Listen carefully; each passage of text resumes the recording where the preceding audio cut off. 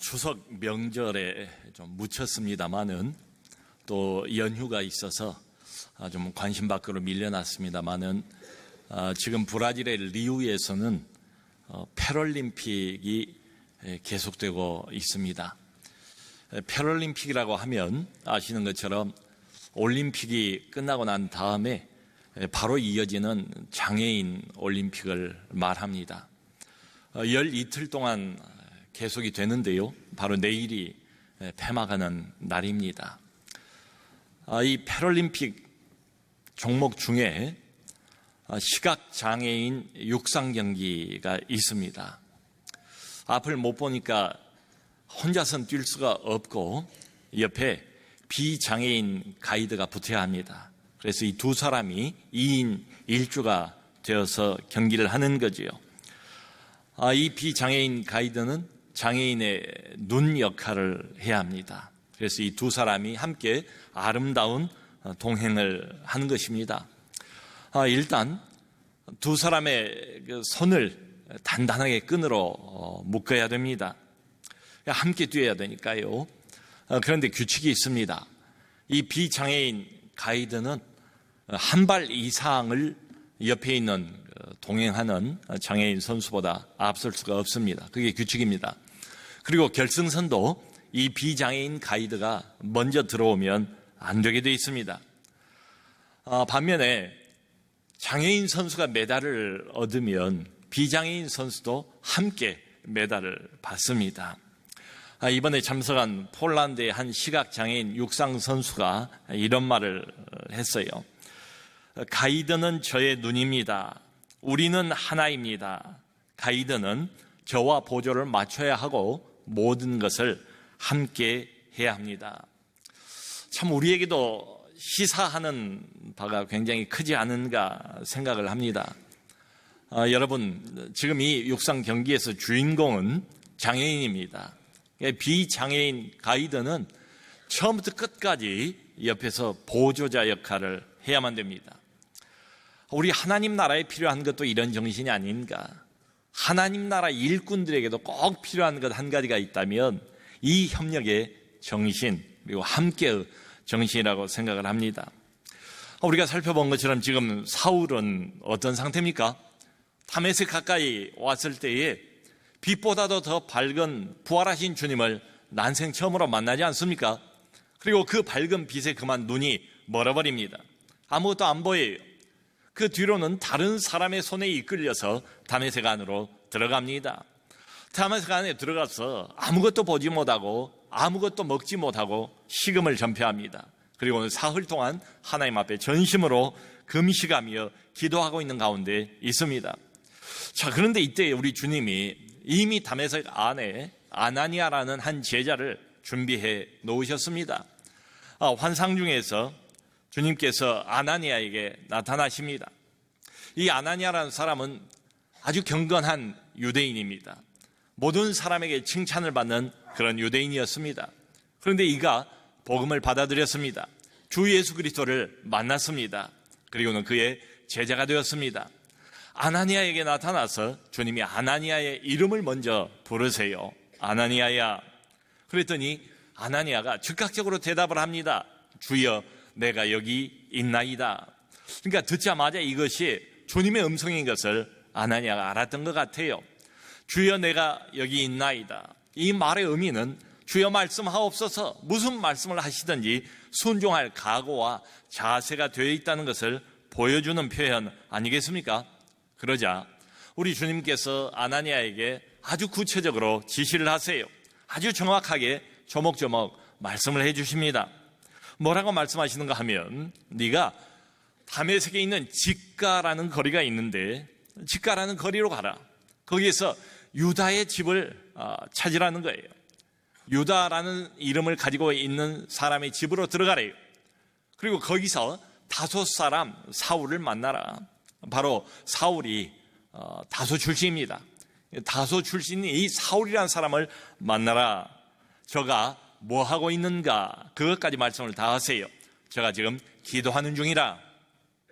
자, 이렇게 말씀하시면서 이어서 12절 보니까 가면은 사울에게 무슨 일을 해야 될 것인가 그것까지 주님께서 아주 구체적으로 말씀을 해주십니다. 사울에게 안수를 하래요. 그 사람의 눈을 뜨게 하래요. 지금 아무것도 보지 못하고 있는 상태니까 눈을 뜨게 하고 성령으로 충만하게 하라. 이것까지 다 주님께서 말씀을 해주세요. 자, 여러분, 참 흥미로운 것은 이 말을 듣고 난 이후에 아나니아가 주님에게 보인 반응입니다. 듣고 난 뒤에 즉각적으로 그냥 간 게 아니에요. 듣고 난 후에 주님의 말씀에 반대를 합니다. 자기 생각을 주님에게 말씀을 드려요. 사울에 대한 소문이 이미 파다하게 다 퍼졌다는 거예요. 이 사람에 대한 악명이 높다는 거예요. 예루살렘에서도 주님의 교회에 적지 않은 피해를 미친 사람으로 모두가 다 알고 있습니다. 그 말을 해요. 그리고 여기 다메섹에 온 이유도 알고 있는 것처럼 주의 이름을 부르는 모든 사람들을 다 결박해가지고 예루살렘으로 잡아가려고 온 것 아닙니까? 그것도 그냥 온 것이 아니고 대제사장에게서 정식으로 공문까지 받아가지고 그리고 잡으러 온 이런 사람이라는 것을 이야기를 합니다. 그러니까 사울이 지금까지 무슨 일을 해왔는가 이미 알려져 있습니다. 그리고 앞으로 무슨 일을 할 것인가 그것도 다 뻔해 보입니다. 그러니까 아나니아의 이야기는, 아나니아의 속마음은 이런 겁니다. 주님, 그 사람은 복음의 대적자 아닙니까? 그 사람은 교회의 원수 아닙니까? 주님도 아시지 않습니까? 그런데 어쩌자고 그런 명령을 저한테 하시는 것입니까? 저는 안 가고 싶습니다. 저는 못 갑니다. 이렇게 아나니아가 버티는 겁니다. 여러분, 내 생각하고 맞지 않은 것이 있다면 주님의 말씀에 대해서 우리가 질문을 해볼 수도 있습니다. 아나니아처럼 주님이 뭐라고 말했어요. 지시를 하세요. 명령을 하세요. 근데 거기에 대해서 의구심을 표현해 볼 수도 있습니다. 한 걸음 나가서 아나니아처럼 저항해 볼 수도 있습니다. 그게 아니지 않느냐고 호소해 볼 수도 있습니다. 얼마든지 괜찮습니다. 주님께서 다 받아주세요. 여러분, 하나님은 이런 분이십니다. 하나님은 내가 이해가 안 되고 여전히 싫은데 억지로 우격다짐으로 강제로 사람을 몰아세우지를 않습니다. 난 하고 싶지 않아요. 정말 부담이에요. 그런데 억지로 하라고 하나님께서 그러시는 법은 없어요. 대신 기다려 주십니다. 대신 설명을 해 주시죠. 왜 가야 되는가 이유를 아나니아에게 설명을 해 주세요. 여기 15절 말씀을 보니까 주님께서 이렇게 말씀하세요. 가라. 이 사람은 내 이름을 이방인과 임금들과 이스라엘 자손들에게 전하기 위해서 택한 나의 그릇이라. 사울이 바로 주님이 택한 그릇이래요. 아나니아는 몰랐죠. 그럴 리가 없으니까요. 우리 모든 인간은 감히 어떻게 거기까지 예상을 해볼 수 있겠습니까? 이 사람은 패역한 사람 아닙니까? 교회의 남봉꾼 아닙니까? 어둠의 앞잡이 아닙니까? 그게 눈에 보이는 전부 아닙니까? 적어도 이 순간까지는 사울이라는 청년에 대해서 가지고 있는 아나니아의 인식, 그게 뭐 당연한 것 아니겠습니까? 근데 주님의 말씀은 이 사람을 택했대요. 그것도 특별히 이방인들에게 보내기 위해서, 임금들에게 보내기 위해서, 임금들 앞에 세우기 위해서 말이지요. 우리가 아는 대로 나중에 사울은 바울이 되지 않습니까? 이방인의 선교사가 되지 않습니까? 아그리파 왕 앞에 서지 않습니까? 벨릭스 총독 앞에 서고, 그리고 베스토 총독 앞에 서고, 가이사 앞에 결국은 서지 않습니까? 그러기 위해서 택한 나의 그릇이라. 이렇게 주님이 친절하게 아나니아에게 또 자상하게 설명을 해주세요. 말하자면 이방인 선교를 위해서 주님이 정하신 전략적인 도구라, 이런 뜻이지요. 주님의 이 설명을 듣고 아나니아가 이해했어요. 무슨 말인가 이제야 비로소 깨닫게 되었습니다. 그리고는 두 말 없이 이번에는 순종하고 그리로 갑니다. 여러분, 이게 바로 주님의 방식입니다. 자, 여러분 보세요. 지금 우리 주님께서 이디오피아 내시를 위해서 빌립을 준비해 놓지 않았습니까? 그리고 이 패역자 사울을 위해서 아나니아를 준비해 놓지 않았습니까? 복음 전파를 위해서 모든 것을 우리 주님께서 다 준비를 해 놓으셨어요. 바로 복음의 주인공이 이분이십니다. 그런데 여러분, 중요한 것은, 우리가 주목할 점은 바로 이것입니다. 주님이 혼자 다 하시는 것은 아니다. 보세요. 사울의 눈을 띄우기 위해서, 그를 성령으로 충만하게 만들기 위해서 아나니아를 쓰지 않습니까? 아나니아를 통해서 일을 하지 않습니까? 그러니까 사람을 통해서 사람을 변화시키는 것, 이게 주님의 방식입니다. 사람을 구원하는 일에 사람을 쓰신단 말이죠. 전능하신 그분이 인간에게 손을 내밀고 협력을 요청하신다는 것입니다. 여러분, 이거야말로 정말 우리가 인간으로서 이해가 안 되는 일입니다. 저분은 전능자입니다. 우리는 피조물에 불과합니다. 우리가 얼마나 연약합니까? 얼마나 부족한 점이 많고 얼마나 흠집이 많은 존재들입니까? 그럼에도 불구하고 주님의 일을 위해서 주님이 우리에게 먼저 손을 내미시고 협력을 요청하신다. 아멘. 재밌는 것은 우리가 놓치지 말아야 할 또 하나 사실은 사람과 사람끼리도 주님이 붙여놓으십니다. 서로 협력하게 만드세요. 여러분 보세요.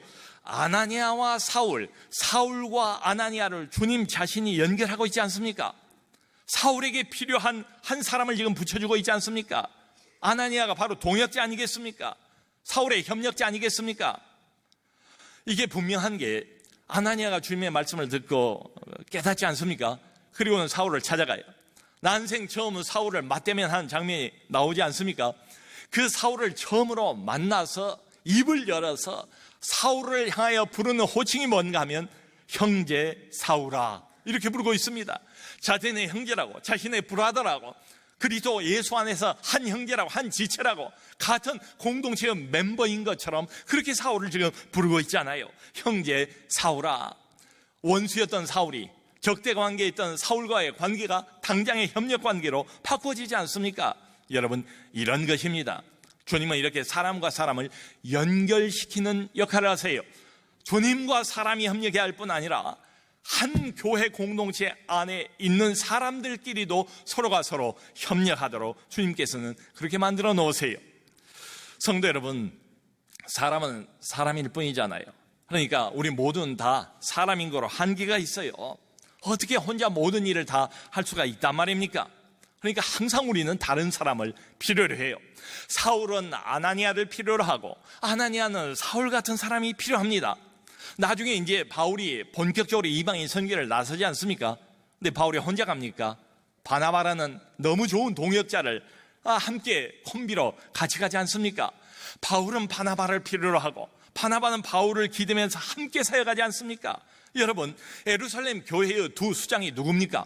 사마리아까지 내려가서 그 사람들에게 안수를 하고 성령을 받게 했던 사람들이 누굽니까? 바로 교회의 수장이었던 베드로 아닙니까? 요한 아닙니까? 베드로는 요한이 필요하고 요한은 베드로가 필요하다, 이 말이지요. 하나님 나라는 이렇게 일하는 것입니다. 혼자 일하는 게 아니에요. 주님은 그걸 선호하지 않습니다. 함께 손을 잡고 서로 협력해서 일하는 것, 이게 바로 주님의 일입니다. 여러분, 이게 분명한 게 아나니아가 바로 이어서 이 사울에게 자기가 온 이유를 이렇게 설명하지 않습니까? 형제 사울아, 네가 다메섹에 올 때 만났던 그 예수께서 나를 보내어 너로 다시 포게 하시고 성령으로 충만하게 하신다. 아멘. 같은 주님이라는 거예요. 네가 만났던 그 동일한 주님이 나를 보냈대요. 똑같은 예수래요. 그분이 주인이래요. 그분이 너를 세우고 그분이 나를 세워서 너에게 나를 보냈다는 거예요. 같은 주님께서 하신 일입니다. 주님이 이 사람도 세우고 저 사람도 세워요. 주님이 사울도 세워주고 그리고 아나니아도 세워서 함께 협력하게 만드시는 거지요. 그 에베소서 4장 11절을 보면 그래서 이런 말이 나옵니다. 하나님께서 교회를 위해서 여러 다양한 직분자들을 세우셨대요. 누구는 사도로, 누구는 전도자로, 누구는 목사로, 그리고 교사로 교회를 위해서 다양한 사람들을 하나님께서 주셨다. 아멘. 여러분 보세요. 우리 하나님께서는 하나님 나라의 일을 위해서 여러 사람을 세우십니다. 그리고 아주 다양한 사람들을 세우십니다. 이렇게 보면 하나님 나라의 일에는 우리가 흔히 말하는 한 사람의 영웅, 이게 필요한 게 아니고요. 팀워크가 필요합니다. 하나님 나라 일은 혼자 하는 골프나 테니스 같은 이런 단독 플레이가 아니고 축구나 야구나 농구 같이 함께 협력해서 하는 이런 단체 플레이여야 됩니다. 조금 전에 우리가 그 광고에서 들었던 것처럼 21주년 우리 창립기념을 위해서 창립기념연합합창단을 모집을 했습니다. 무려 250명에 되는 많은 분들이 참여를 해주셨어요. 그런데 여러분, 이분들이 모여가지고 다 같은 목소리로 노래를 합니까? 아니지요. 테너가 있고 베이스가 있고 소프라노가 있고 그러니까 알토가 있고 사부로 나눠지지 않습니까? 어때요? 각각 파트별로 연습을 하지 않겠습니까? 최선을 다해서 자기가 맡은 파트를 열심히 연습을 하겠죠. 그런데 그게 전부가 아니잖아요. 함께 만나야 하잖아요. 함께 그 목소리가 어우러져야 되잖아요. 그러니까 테너와 베이스와 소프라노와 알토와 이 네 가지가 아름답게 조화가 될 때 그때야말로 가장 훌륭하고 가장 효과적인 목소리가 나오지 않겠습니까? 이 모든 파트, 이 모든 사람들을 다 컨트롤하고 지휘하시는 분이 바로 우리 주님이시다, 이 이야기지요. 여러분, 조합니다. 여러분, 협력입니다. 여러분, 함께입니다. 그게 하나님 나라의 일이에요. 여러분들이 봉사하고 있는 그 부서를 한번 생각을 해보세요. 그게 아무리 작은 부서라 할지라도 나 혼자 하나요? 나 혼자 덜랑 거기 놓여 있습니까? 목장 안에도 목자가 있잖아요. 부목자가 있잖아요. 또 기도를 담당하는 분이 있잖아요. 봉사를 담당하는 분이 있지 않습니까? 그런 거예요. 우리는 함께 해요. 그러니까 나 홀로 가는 길이 아니고 하나님 나라의 일은 동역자들과 함께 협력하는 일이다. 이 큰 교회를 제가 담임 목사라고 무슨 재주로 다 짊어지겠습니까? 우리 장로님들 중에도 36명이나 되는 희무 장로님들이 계세요. 13명의 풀타임 목사님들이 있고 24명의 또 파타임으로 수고하시는 이런 목회자들이 있어요. 함께 협력하는 것입니다. 자, 그런데 재밌는 것은 이 모든 사람들이 여러분 어떻습니까? 다 개성이 다르지요. 기질이 다 다르지요. 쓰임새가 그래서 다 다르지요. 그것을 인정할 필요가 있어요. 여러분, 하나님 나라에는 베드로도 필요하고 요한도 필요합니다. 베드로는 행동파였습니다. 요한은 사색파였습니다. 하나님 나라에는 행동파도 필요하지만 사색파도 필요하다, 이 말이죠. 생각해 보세요. 유대인을 위해서는 바울을 준비해 놓았습니다. 아니, 유대인을 위해서는 베드로를 준비해 놓았습니다. 이방인을 위해서는 바울을 준비했습니다. 근데 사마리아 사람들을 위해서는 또 빌립 집사를 준비해 놓지 않았습니까? 여러분, 다 각각 맡은 일이 달라요. 담당 영역이 다르다, 이 말입니다. 맡은 임무와 사명이 각각 따로 있어요. 그런데 협력하는 것입니다. 누구를 어디에 보내고 어디에 쓸 것인가, 이것은 전적으로 주님의 소관입니다. 주님이 결정할 일이에요. 제가 생각할 때는 우리 주님은 참 고맙게도 사람의 단점보다는 장점을 먼저 보시는 것 같아요. 여러분, 베드로가 얼마나 약점이 많은 사람입니까? 그야말로 엄벙덤벙하는 사람, 감정 한번 이렇게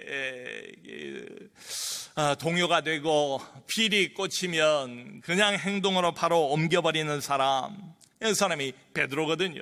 왔다 갔다 하는 사람이 베드로예요. 못 믿을 사람이 베드로예요. 근데 베드로만 가지고는 또 장점이 있어요. 베드로에게 주신 특별한 은사와 기질이 있습니다. 주님은 그것을 쓰세요.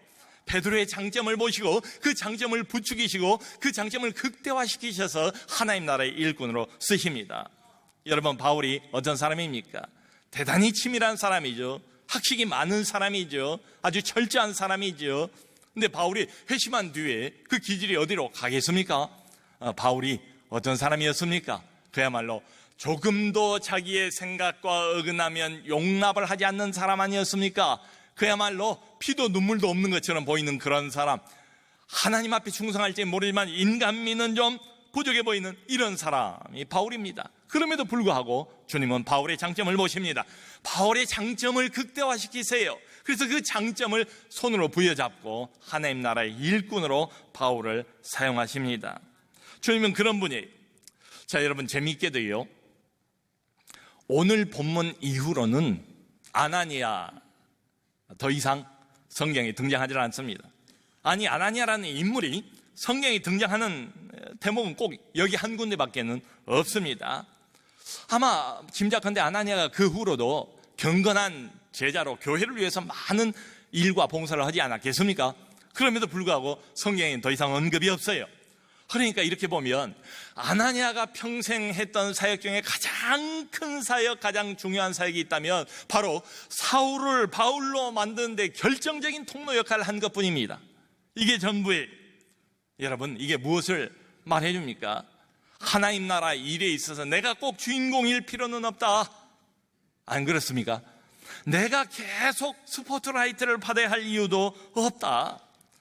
누구는 주님이 전면에 내세우십니다. 누구는 하나님께서 후면에 숨기고 그렇게 조용하게 쓰십니다.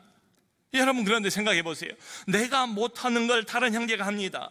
나한테 없는 게 저 사람한테 있다 이 말이지요. 그러니까 우리는 라이벌이 아니에요. 경쟁 관계가 아니라고요. 서로가 서로를 보충해주고 보완해주는 보완 관계입니다. 맡은 사명이 다를 뿐이에요. 다른 것뿐이지 틀린 건 아니잖아요. 함께 협력을 해야 돼요.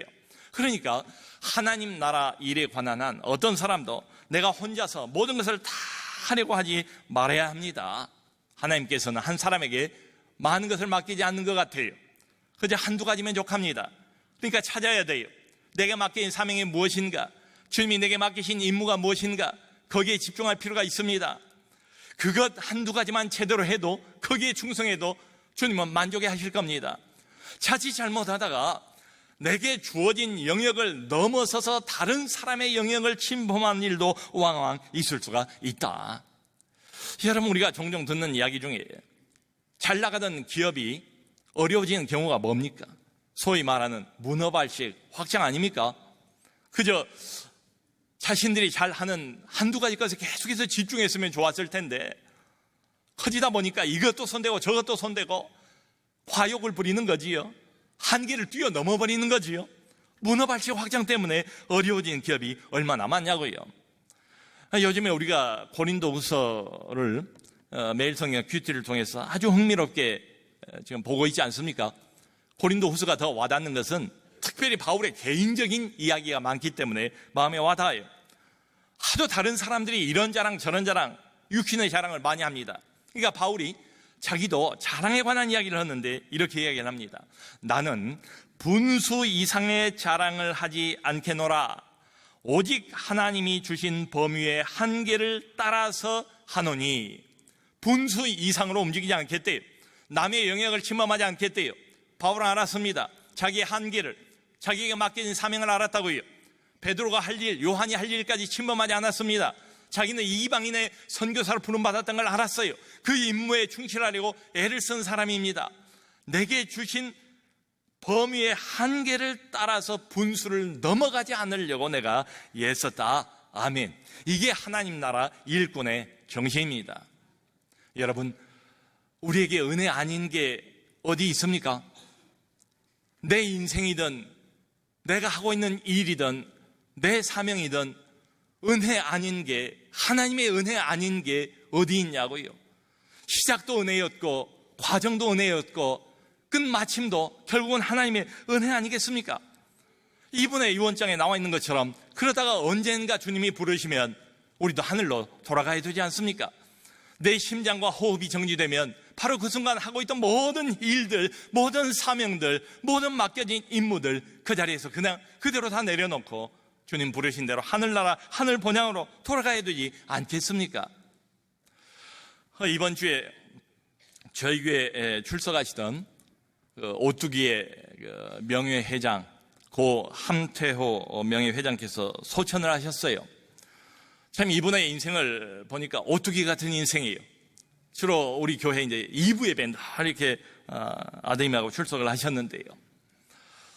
이분이 우리나라에 먹거리가 없던 그 시절에 오뚜기를 창립을 했답니다. 1969년에 창립을 해서 47년을 그야말로 초지일관 성경적인 정신을 가지고 여기까지 이끌어왔어요. 그래서 신뢰할 만한 이런 기업으로 우뚝 세웠습니다. 제가 말을 들으니까 오뚜기의 직원이 3,000명인데 오뚜기에서 심장병으로 고생하고 있는 아이들 생명을 다시 살려준 아이들 숫자가 약 4,500명가량 된답니다. 참 얼마나 대단한 헌신이고 얼마나 대단한 봉사입니까? 근데 8인 예배에 갔는데 8인 예배에서 추모 영상을 보여줘요. 간단하게 그분의 생애를 요약을 해서 영상으로 보여주는데 그분이 그 영상에서 연거푸 같은 말을 2번씩이나 이렇게 하셔서 참 그 말씀이 마음속에 와 닿았습니다. 나는 최선을 다했습니다. 나는 최선을 다했습니다. 사랑하는 성도 여러분, 우리는 어떻습니까? 우리는 지금 어떤 길을 어떤 식으로 가고 있습니까? 여러분은 무엇을 주님으로부터 맡았습니까? 여러분의 임무는 무엇입니까? 여러분 거기에 최선을 다하고 있습니까? 하나님 나라의 일에 관하여 주님이 요구하시는 것처럼 협력해달라고 요청을 하셨을 그때에 여러분은 과연 충성을 다하며 최선을 다하고 있는가? 사랑하는 성도 여러분, 모쪼록 언제 다시 하늘 고향으로 우리가 부름을 받을지 알 수 없지만은 그때까지 맡겨진 일에 주님이 주신 사명에 최선을 다하는 우리가 되기를 바랍니다. 그런데 한 가지 꼭 함께 이 시간 기억해야 될 게 있습니다.